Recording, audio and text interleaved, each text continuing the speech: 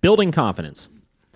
Lots of folks ask about confidence-building exercises for shy or fearful dogs. This can be a challenging endeavor. This is going to be a good one, I think, because we talk about this all the time, the concept of building confidence. Number one thing people, when they call this, I just want my dog to be more confident. I just want my dog to be less scared, this, that. I always talk about what are the problems you're having when your dog is not confident or when your dog is scared or anything. Because if you start with those things, you kind of sometimes have to accept the dog is the way that the dog is. And as we remove those expectations and we give more clarity, that will organically build a little bit of confidence.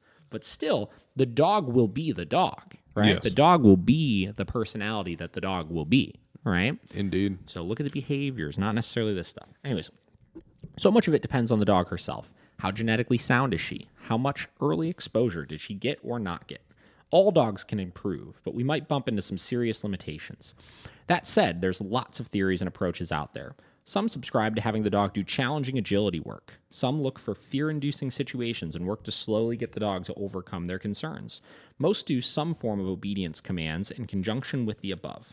Here at TGD, our basic concept is to get the dog to listen to the training rather than their fear, concerns, worries.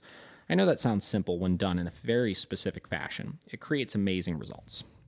A very big part of the magic of this approach is our choice of tools, using an e-collar to teach, proof, and work dogs through trouble spots. Why e-collar?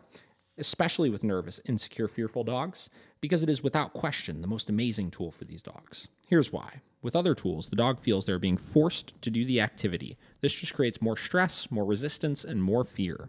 With the e-collar, when done correctly, the dog feels they're doing the work.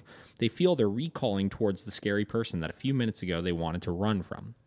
Are you actually compelling them to recall? Yes, but in the dog's mind, the perception is different. Same goes for other commands. Eventually, there's no leash or long line attached. The dog sits, downs, recalls, heels, all on its own. The e-collar is there to help if the dog gets confused or overwhelmed, but once again, the dog feels that she's the one finding the courage to complete the exercise. Many folks will want to argue with this approach, asserting that the dog is performing out of fear, but we have so many videos showing otherwise that argument is moot. I don't know what that word is. Some will ask, if the goal is to have the dog feel they're doing the work and humans aren't forcing them to do it, then why not just do food training? Good question, and there's a simple answer. True insecurity, nervousness, and fear are such powerful emotional states that food has no value. You could wave a steak in front of a freaked out dog and she won't want anything to do with it. So then what? So for us, the answer to building confidence is just our usual program. A program built on listening to the training and listening to the humans, performing commands without leash, and plenty of options to do otherwise, and having these commands being performed and proofed through ever-challenging levels of distraction and triggers. Building towards non-negotiable commands, solid leadership, and using tools that make the dog feel empowered and confident is how we do our thing with these challenging dogs. All right, let me clarify a couple things with this, because I agree with him, but I think he's wording it in a strange way.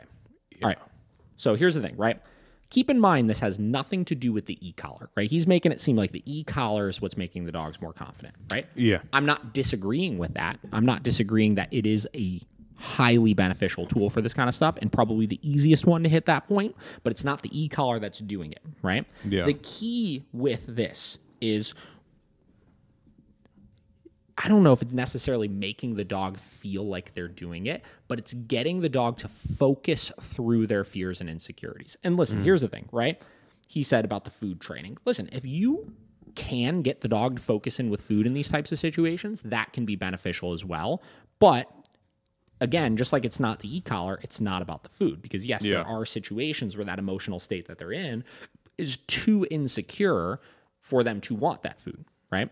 So the key, I think, is looking at all of these situations and the things that these dogs are scared of as rational fears or irrational fears, right? I talk about this a lot as well.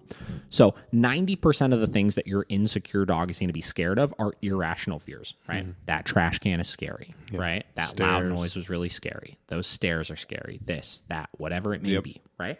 Because I know they're irrational fears, once I get the dog to perform this behavior on their own, so they make the decision to go do it, and they realize that nothing happens, that is what builds confidence, right? So you're teaching them to face their fears head on. And yes, the e-collar is a great tool for this because it allows us to be able to do it off of the leash, but you can do it with a leash as well, right? But you have to get the dog to actively be the one to make the choice, right? Stairs is a great example, right? We have 2 floors at our facility, and a lot of these dogs that come in have never seen stairs before in their life. They live on ranches, whatever. They maybe go up now one little stair, you know? Yeah. So a lot of times you go to walk them up, they freak out. They want nothing to do with it, right? Guess what we do? We go up the stairs. We get the dog to move through it, and we don't have an e-collar in that moment. We just use a leash for it. Dog goes up the stairs. Wow. Oh, my God. We got up the stairs. Whatever. Yeah. We repeat that drill. We go up and down. We go down. Up and down. Up and down. Up and down. Whatever. Eventually, we hit a point where the dog's like, oh, okay, cool. These stairs are not doing anything to me. Yeah. I clearly can do it. I'm over that fear, right? What did we do? We built confidence, right? So the key is putting them in a position where they're forced to face a fear head on and getting them to actively make that choice to work through it. The reason why the leash or any of these other things don't work very much, I don't think it's because they're forced to do the activity, but it's because the dog is not consciously making the choice to do it. Yeah. Right? With a leash, if my dog is scared and I constantly just use that leash to hold them in a sit position, they're not actively making the decision to like, okay, I need to focus on this sit, right? Yeah. They're just being micromanaged. Yeah. Right? So that's a lot of the key with this one.